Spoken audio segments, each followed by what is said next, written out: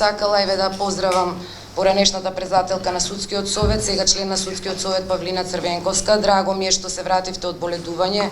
Се надевам дека сте добри. Еве, едноставно да ве поздравам, да ви посакам успешна работа, меѓутоа би сакала и да слушнам дали денес или на работен состанок кои се причините за во врска со изнесените наводи во вашата изјава за судско бизнис интереси, групи како лоби, како беше спомнато, точно не знам. Не мора, колешке, веднаш да се произнесете, меѓутоа мислам дека членовите на Судскиот совет заслужуваат тоа да го знаат, со цел доколку е така, да ви помогнеме понатаму како да се заштитите и сите меѓу себе да си помогнеме. А доколку не е така, јавноста барем да знае дека тоа се само ваши наводи и сте немале докази и аргументи за таквата ваша изјава. Ви благодарам. Најпрви и вам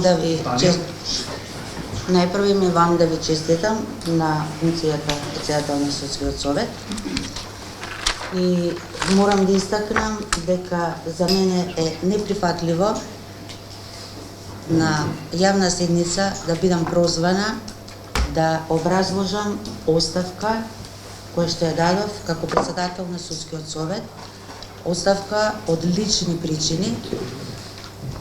Оставка која што ја детално ја образложив.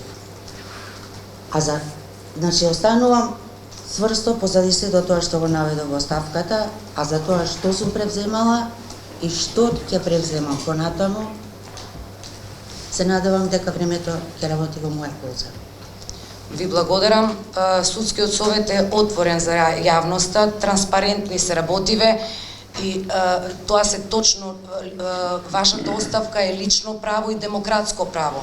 Меѓутоа, членовите треба и Судскиот совет да знае дали во редот на членовите има некои влијанија, притисоци од разни структури.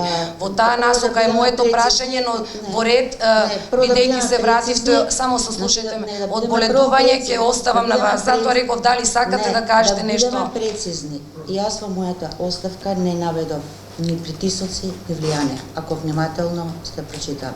Јас наведов хајка. Во ред, тогаш тука затвараме. И сврсто позади мојата оставка и се што е искажено во моето соопштение. Во ред, сигурно сте превзеле действие во таа насока. Превземав и се надевам дека ако продолжи понатаму, повторно ќе излезам со соопштение.